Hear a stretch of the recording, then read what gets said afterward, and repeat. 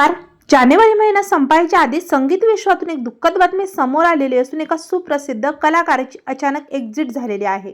पाहूया संपूर्ण बातमी. तत्पूर्वी आपण जर तारांगण या यूट्यूब चॅनलला सबस्क्राईब केलं नसेल तर नक्की सबस्क्राईब करा.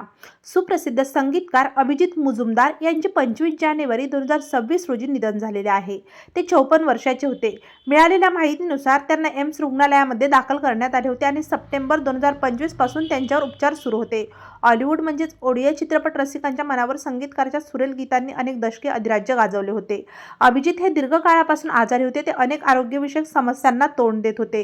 क्रॉनिक लिव्हर डिसीज, उच्च रक्तदाब आणि इतर अनेक आरोग्य समस्यांशी त्यांची झुंज सुरू होती. मिळालेल्या माहितीनुसार शनिवारी रात्री संगीतकाराची प्रकृती खालावली. त्यानंतर त्यांना व्हेंटिलेटरवर ठेवण्यात आले होते.